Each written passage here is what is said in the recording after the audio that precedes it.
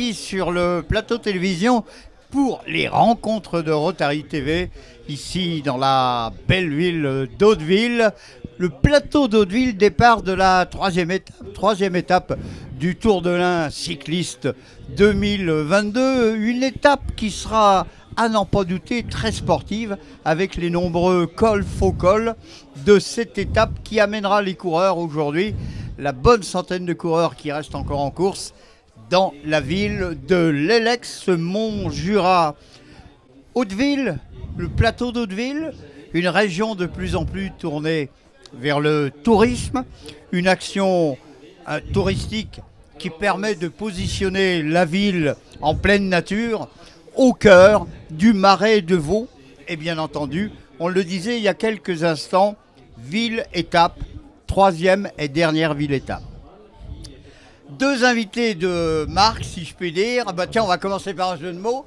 Des invités de marque, Marc Chizel, past gouverneur du district 1710 du Rotary. Marc, bonjour et merci d'être venu de vos terres beaujolaises. Merci. Et puis Christophe Feillant qui, lui, est malgré tout un régional de l'étape. Christophe Feillant, directeur de l'association Saveurs de l'Ain. Allez, on va se mettre en bouche, mon cher Christophe Feillant.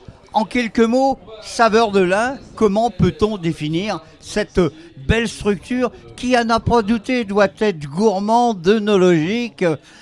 Dieu sait si le département est riche en jolis produits. Voilà, bah écoutez Michel, vous avez pratiquement tout dit. Hein. Eh bien, au revoir. Je vais pouvoir aller reprendre le volant de la Christophe. caravane. Hein. Vous parliez d'invité de marque, ça tombe bien, puisque la marque Saveurs de l'Ain, voulue par le département sous l'égide de Damien Abad, à l'époque président, et bien sûr aujourd'hui conforté par Jean Deguerry, a été créé Jean Deguerry, président du département, bien sûr, que je salue aussi, a été voulu pour promouvoir le patrimoine culinaire et gastronomique du département, et bien sûr en faire aussi un drapeau, un bel étendard du département au niveau touristique, puisqu'il y a aussi un volet touristique sur le développement de la marque.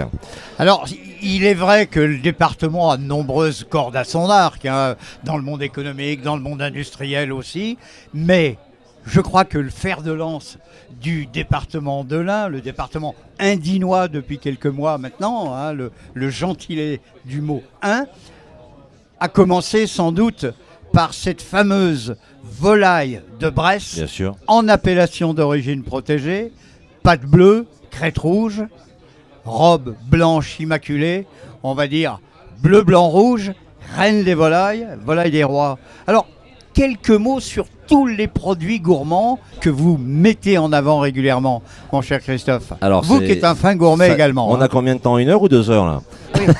Ah bah, Alors, jusqu'au repas. Alors les produits, il y en a beaucoup. Justement, je viens de faire un petit quiz avec les collègues de la caravane pour faire découvrir la marque d'une façon ludique.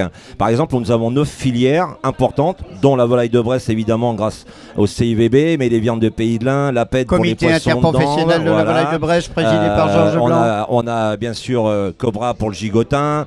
On va avoir la FDCL pour tout ce qui est Fédération des coopératives laitières, pour tout ce qui est Comté, Morbier et Bleu de Gex. On a bien sûr crème et beurre de Bresse. Vous savez qu'en France, il n'y a que 3 beurres qui sont labellisés et 2 crèmes et beurre qui sont labellisés. Donc Isigny et l'un, donc beurre de Bresse. Et en crème, on a pareil les deux, plus en beurre, on a Charente-Poitou. Voilà. Donc c'est quand même dire que ce sont des produits d'exception. Je vais vous taquiner, Oui. Christophe, Oui, sur Michel, les appellations pour la volaille. C'est la seule aujourd'hui. C'est la pour seule combien de et temps unique volaille au monde. Pour combien de temps? Alors je sais pas, je Parce sais qu'on qu'il y a parle des de la volaille du Bourbonnais. Oui, hein. bien sûr qu'il y a des velléités, c'est tout à fait légitime de leur part de vouloir déposer des dossiers comme cela.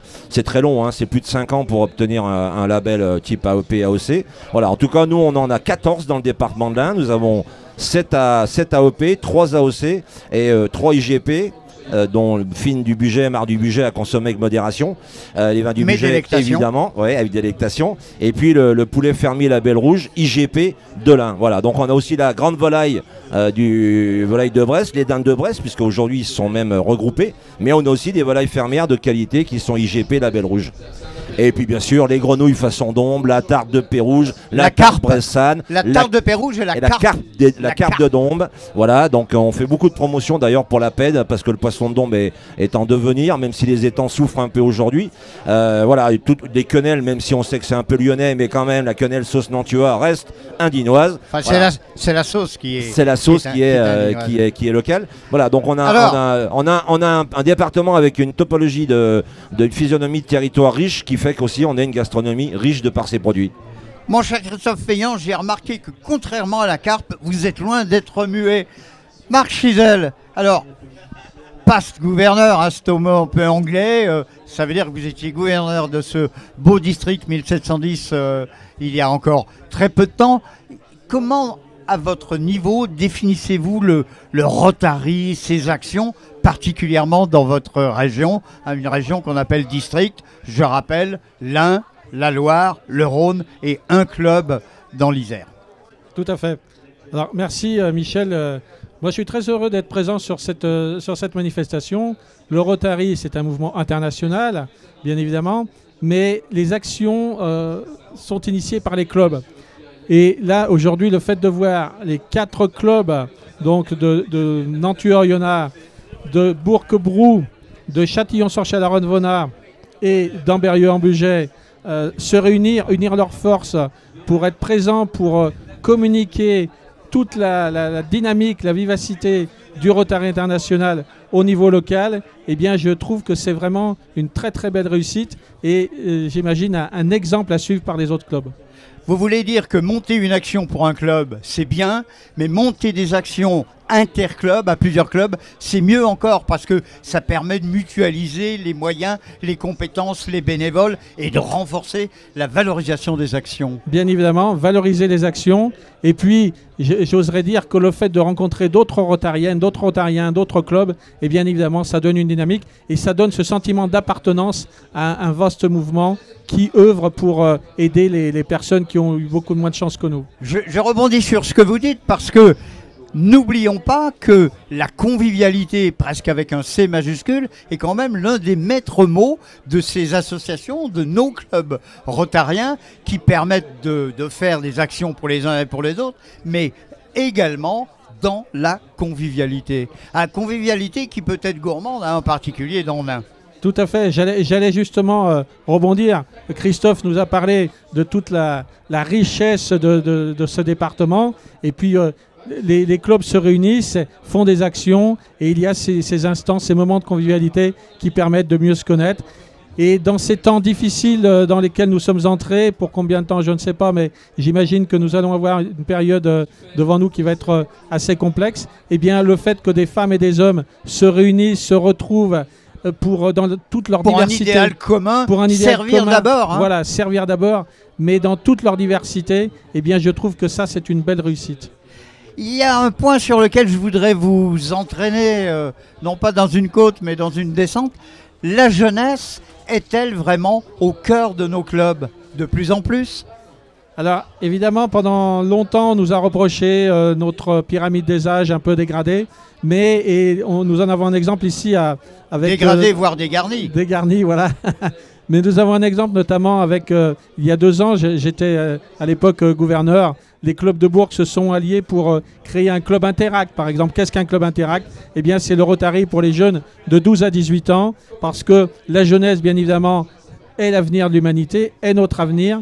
Et les clubs ont beaucoup œuvré, beaucoup évolué pour que nous ayons de plus en plus de jeunes dans nos actions. Et les jeunes sont là, sont présents, avec leur façon bien à eux parfois un peu oui, puis déconcertante. Leur technologie, je veux dire, mais aujourd'hui, voilà. d'avoir un jeune dans un club Rotary, ils savent tweeter, faire des likes Facebook exactement, et compagnie. en termes de communication. Parce que nous, parfois, même si on s'y est mis dedans, ça nous est beaucoup plus difficile. Hein. Tout à fait, tout à fait. Donc la jeunesse, bien évidemment, a toute sa place et personnellement, je souhaite qu'elle ait encore une plus grande place demain dans nos clubs. La jeunesse et l'expertise des plus mûrs comme nous. Christophe Feillant, oui. Vous avez beaucoup parlé de gourmandise, de gastronomie. Bientôt être l'heure de l'apéro, là. Voilà, c'est l'heure de sur l'apéro. D'ailleurs, nos amis du club d'ici, de Nantua-Oyonnax, ont sorti le saucisson, le pain du coin. Une recette sans faire tort à l'un ou à l'autre. Vous auriez envie de manger quoi à cet instant?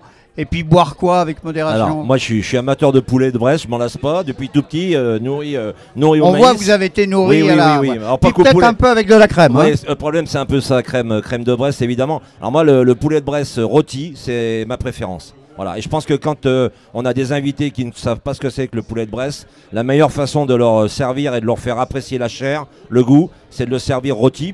Alors, évidemment, la sauce, ça améliore, mais vraiment, si on veut avoir toute cette valeur gustative, tout le travail de l'éleveur, pour moi, il faut le servir comme ça. Juste un petit complément d'information. Il faut savoir que le département de l'Ain est labellisé Vignoble et Découverte, qui est un label national délivré par Atout France au titre de la destination Bugey et au titre des vins du Bugey qui sont en AOC depuis 2009. Les vins du Bugey, du Manicle, c'est ça, tout à fait, et bien d'autres choses, des gamelles, des pinots noirs.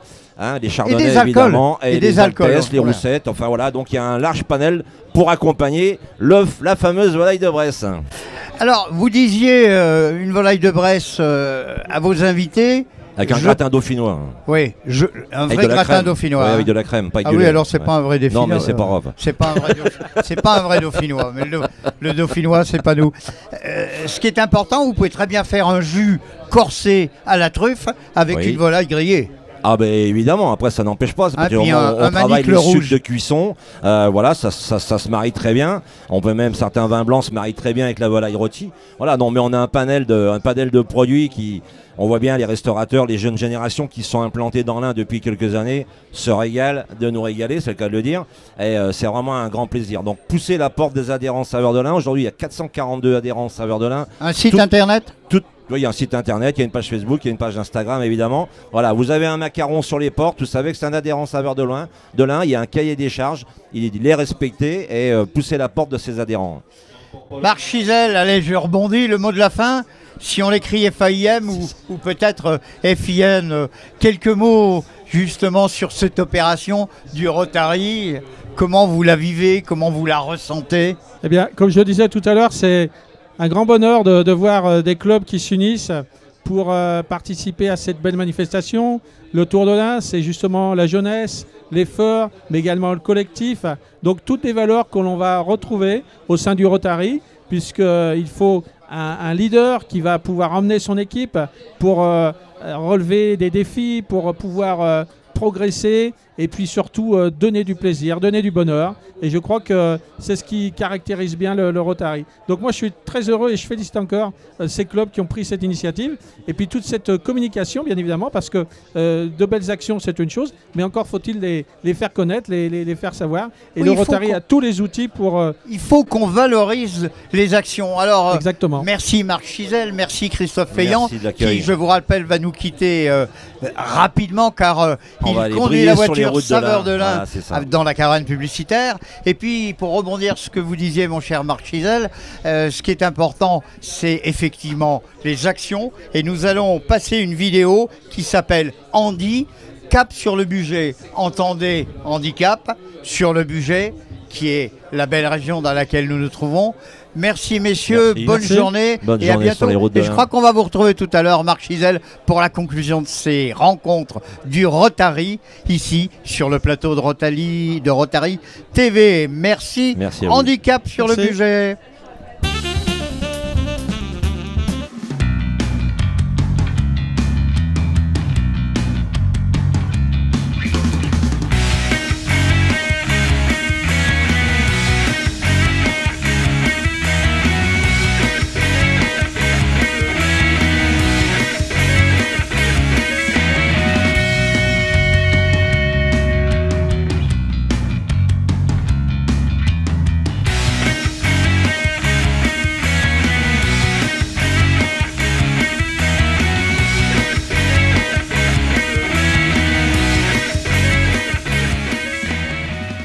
Patrick Carrier qui va nous parler de l'opération Handicap sur le Bugey, entre autres.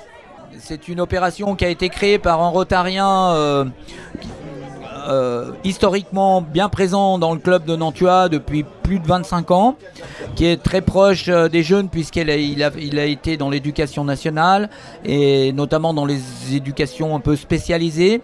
Donc il s'est rapproché du monde du handicap et à un moment donné il a créé, sa deuxième passion c'était le 4x4, l'aventure et la montagne, et c'est un fervent défenseur du plateau, du Haut-Bugey, et il a voulu au travers le 4x4 faire découvrir sa région.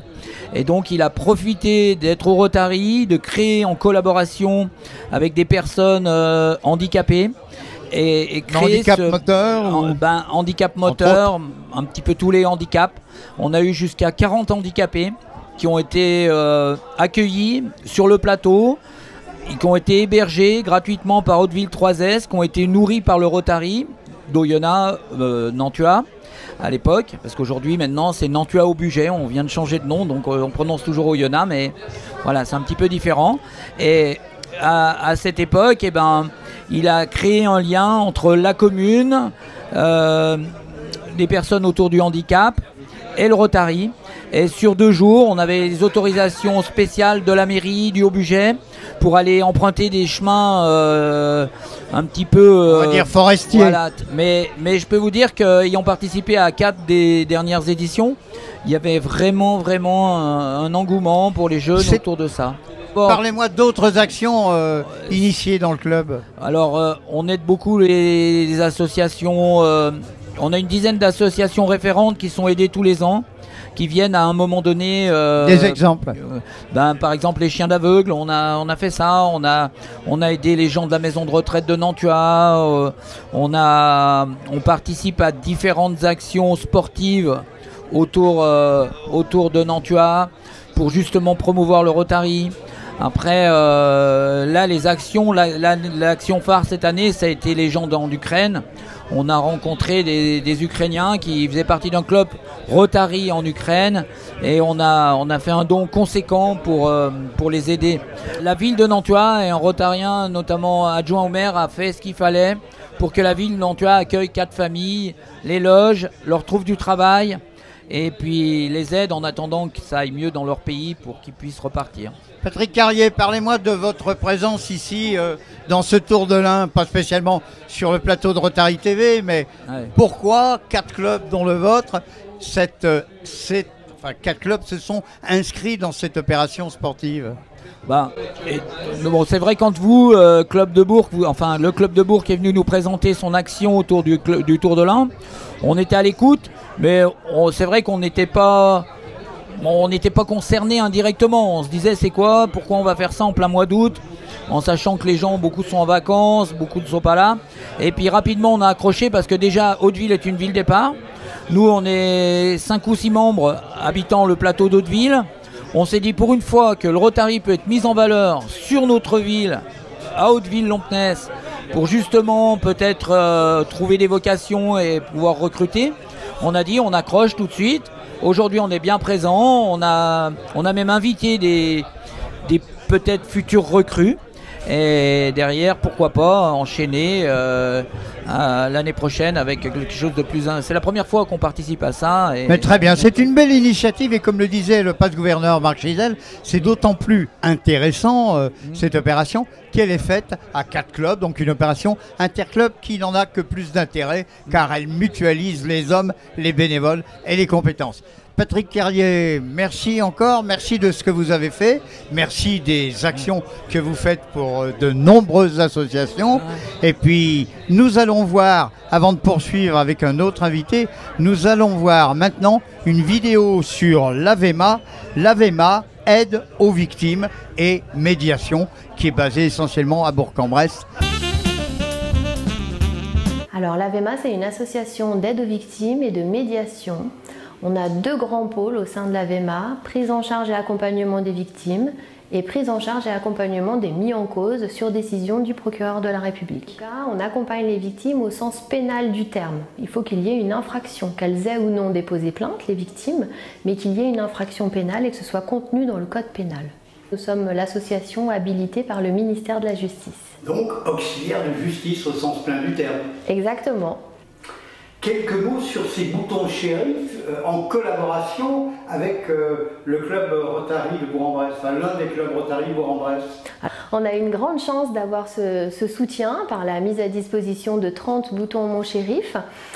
C'est un dispositif qui permet de sécuriser les personnes qui sont victimes dans le cadre de violences conjugales. Un dispositif qui se met sur sa bretelle de soutien-gorge et qui permet d'alerter par une application sur son téléphone portable 5 personnes quand il y a une mise en danger. Alors ces boutons, ça fait 3 ans qu'on travaille avec ces dispositifs. Après, il y a un coût, il y a un accompagnement aussi. Donc pour une association comme la nôtre, le geste du Rotary est extrêmement important. Et effectivement, il y a des retours très positifs. Les personnes qui les utilisent se sentent en sécurité, se sentent rassurées. Et surtout, nous, on met en place un suivi pour faire le point, pour voir comment ça se passe pour ces personnes-là. C'est une très belle opération et puis surtout ce qui nous semble important, c'est que la société civile s'empare de ce sujet et qu'elle puisse en tout cas dire nous en tant qu'individus faisant partie de la société française, on a envie de contribuer et de soutenir ces dames qui sont victimes de violences conjugales.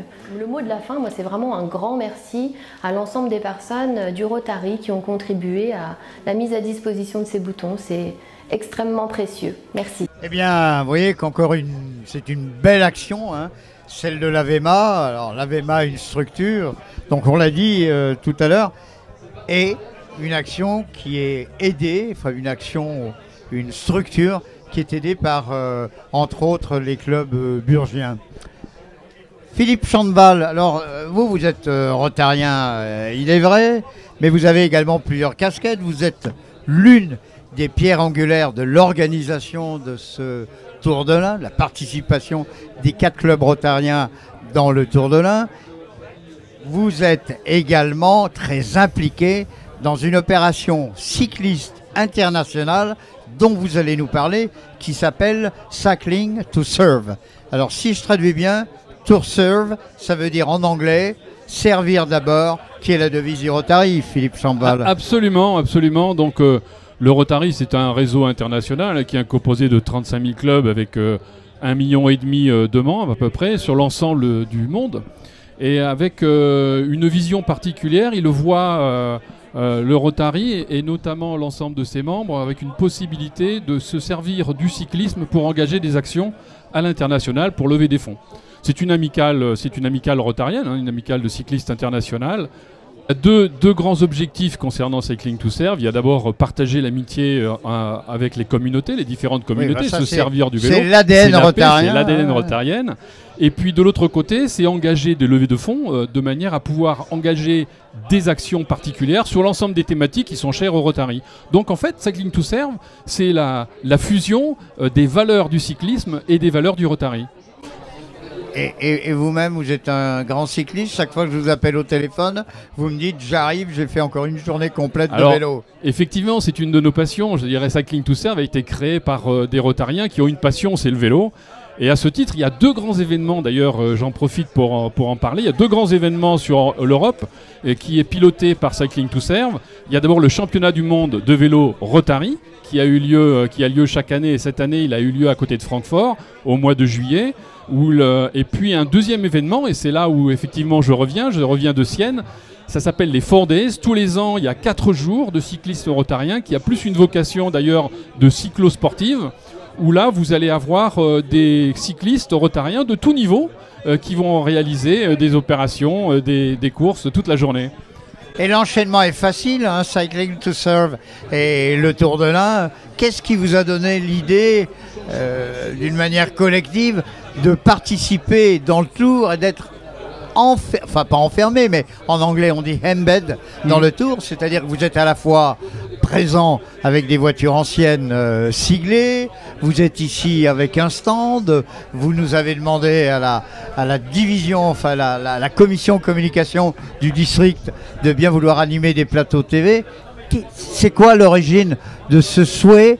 C'est de sortir et de vous montrer et de faire du prosélytisme pour le Rotary?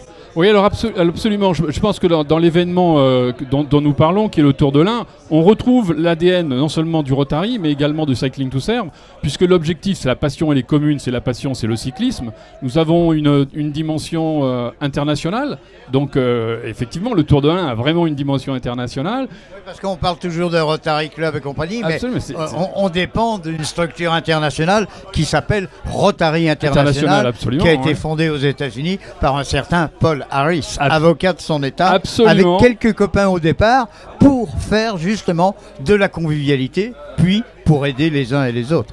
Et d'ailleurs, lorsque nous avons, à Sienne, lorsque nous avons fait les 4 jours, il y avait 20 pays qui étaient représentés sur 200 cyclismes. Donc quand on est dans une manifestation telle que celle-ci, vous n'avez pas la langue, c'est pas le français, la langue principale, vous êtes obligé de ce fait d'avoir des valeurs partagées, même si effectivement les interactions entre un rotarien de Bourg-en-Bresse et un rotarien d'Odessa, les préoccupations sont pas tout à fait les mêmes. Ça c'est certain. Par contre, la passion du cyclisme nous fait communier sur un certain nombre d'événements et sur un nombre de valeurs. On va parler d'une autre belle action en vidéo cette fois, parce qu'il n'a pas pu être avec nous.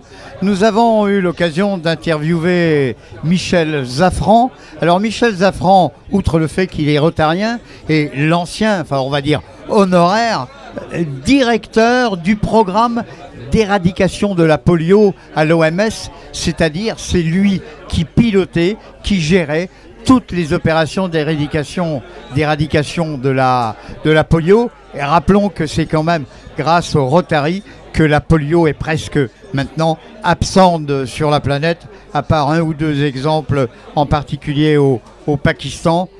Michel Zafran, la polio, éradication de la polio, magnéto si vous voulez.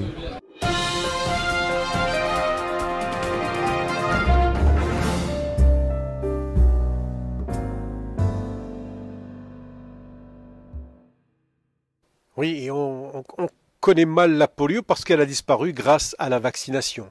La polio, c'est une maladie virale qui est transmise par contamination orale fécale, donc par de l'eau souillée. Et quand elle infecte une personne, elle va pouvoir atteindre son système nerveux central et causer une paralysie des membres en général, des membres inférieurs, mais ça peut être des autres membres, mais ça peut être aussi une paralysie des muscles respiratoires qui conduisent donc à la personne à décéder par incapacité à respirer. Une maladie terrible qui, pour 300 personnes infectées, une seule va en fait avoir les symptômes. Donc il y a beaucoup de porteurs asymptomatiques, comme on en a entendu parler pour la Covid. Quand on a commencé l'effort et quand l'Organisation mondiale de la santé a résolu d'éradiquer la polio en 1988, c'était après que le Rotary ait lancé sa propre opération Polio Plus en 1985, il y avait 350 000 enfants qui étaient paralysés chaque année dans le monde, dans environ 125 pays. Les progrès ont été au cours des années considérables. On a maintenant plus que 2 pays où le virus sauvage de la polio sévit, le Pakistan et l'Afghanistan. Et cette année, chose remarquable, on n'a eu que 2 cas de paralysie dans ces 2 pays au mois de janvier. Donc 9 mois sans cas de polio. C'est la première fois que c'est arrivé dans l'histoire de notre programme. Ça ne veut pas dire que le programme est terminé, parce que tant que le virus survit à un endroit, il peut toujours se répliquer et puis ensuite se propager, comme on l'a vu avec le virus de la Covid. Qu'en est-il aujourd'hui de l'avenir de cette maladie? A-t-on l'espoir d'arriver à 100% bientôt? Alors, non seulement l'espoir, mais la certitude qu'on va y arriver. On a déjà éradiqué la maladie dans 5 régions du monde. Les 2 dernières régions du monde qui ont été libérées, officiellement déclarées libérées de la polio, sont l'Asie du Sud-Est, qui comprend le sous-continent indien. Il n'y a pas eu de cas de polio en Inde depuis 2011, chose extraordinaire. Ensuite, en Afrique, en 2020, on a déclaré l'Afrique libérée de la polio sauvage, et c'était en 2016 qu'on a eu le dernier cas. Donc on est maintenant on se concentre sur la région moyen-orientale avec le Pakistan et l'Afghanistan, avec ces deux pays, et les campagnes de vaccination ont fait en sorte qu'on arrive à totalement éradiquer la maladie. Oui, et le programme d'éradication de la polio poursuit ses efforts à la fois au Pakistan, bien entendu, mais aussi en Afghanistan, malgré la prise de pouvoir par les talibans. En fait, les talibans ne sont pas opposés à la vaccination. Ils ont été opposés à la vaccination quand ils étaient en guerre contre le gouvernement afghan et la coalition internationale, et ils interdisaient la vaccination dans toutes les zones qu'ils contrôlaient, non pas parce qu'ils étaient opposés à la vaccination par principe, mais parce qu'ils ne voulaient pas que des informations sensibles soient collectées pendant les campagnes de vaccination qui pourraient ensuite être utilisées contre eux par la coalition internationale. Depuis qu'ils ont pris le pouvoir, le programme de la polio est resté en place et continue les négociations avec eux de manière à pouvoir lancer des campagnes de vaccination dans tout le pays et éradiquer cette maladie.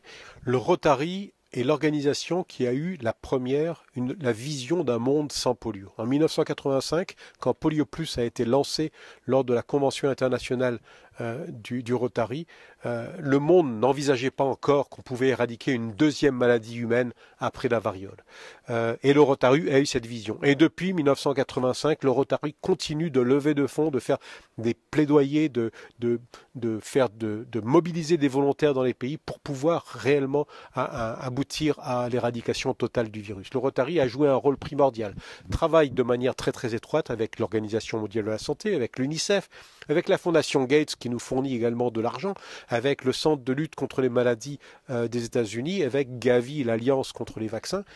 Mais le Rotary est vraiment un des fers de lance de cette initiative. Et nous pouvons être fiers en tant que Rotariens de ce que nous avons réussi à faire avec l'éradication de la polio. On a réussi à contribuer à réduire de 99,99% le nombre de cas dans le monde. À nouveau sur le plateau, mais avec un peu d'émotion parce que c'est le dernier plateau du dernier jour du Tour cycliste de l'Ain 2022, ici sur le plateau d'Hauteville, avec deux invités, Jean Chaudet et Marc Chizel, qui va nous faire la conclusion tout à l'heure. Jean Chaudet qui est un peu un régional de l'étape. Alors je ne sais pas comment le présenter, ce garçon que l'on voit toujours partout et surtout dans des séquences gourmandes, la séquence de Saveurs de l'Ain en particulier. On vient de recevoir tout à l'heure Christophe Veillant. Jean Chaudet, si je dis que vous êtes le président honoraire du caveau Bugiste, ça vous va? Oui, ça peut aller, hein. On va s'en contenter. Et alors, caveau Bugiste, si je comprends bien, moi qui ai un tout petit peu de vocabulaire, caveau, ça nous parle un peu dans le monde œnologique, et bugiste du budget. Décryptez-nous le caveau Bugiste dans lequel vous opérez depuis quelques années. Oui, quelques années. Mais vous ne les faites pas, hein, je vous rassure. Quelques années que le caveau Bugiste a été fondé, que j'ai fondé avec mon père et 4 viticulteurs voisins. Et aujourd'hui, tout va bien. L'activité se poursuit avec mon fils, mon gendre, ma fille et un de leurs amis. Mes frères et mes sœurs. Voilà, et tout va bien. L'activité est bonne. On est comme tout le monde, on attend la pluie. Alors on va en parler, Jean. Je répète parce qu'on est à la télévision, on est en direct. Le vin, les alcools, à consommer avec modération, mais malgré tout avec délectation, car le vin c'est la vie, c'est la gourmandise et c'est tout ça. Pour autant qu'on respecte les règles, et Marc nous en touchera aussi un mot tout à l'heure.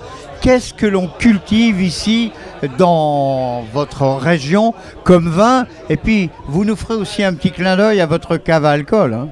Le budget, c'est un tout petit vignoble très éparpillé de 500 hectares sur une cinquantaine de communes. Donc c'est des petits îlots viticoles qui sont exploités par des vignerons, des petites structures, en général souvent 5 ou 6 hectares par vigneron, avec une activité commerciale très, très locale, c'est-à-dire que vous vendez beaucoup à la cave? Oui, 80% des vins du budget sont consommés dans l'Ain. Parce que justement, on a la chance d'avoir tout un tas d'élus tout d'abord et de commerçants qui mettent en valeur nos produits.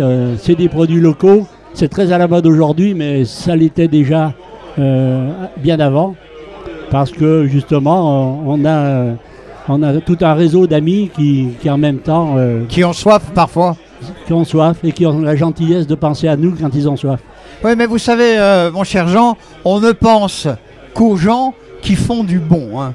Ça, moi, je vous le rassure. On ne va pas chez ceux qui font du mauvais. Alors, je croyais que tu allais dire que on pense à ceux qu'on aime, et ceux qui aiment du bon. Le vin, c'est la convivialité, le vin, c'est le repas, et tout ça toujours avec modération. On est désolé, mais il faut le dire parce que c'est la règle, et il faut quand même que les choses avancent. Parlez-moi un peu de vos alcools, parce que autant que je me souvienne, vous avez une fabuleuse cave d'alcool.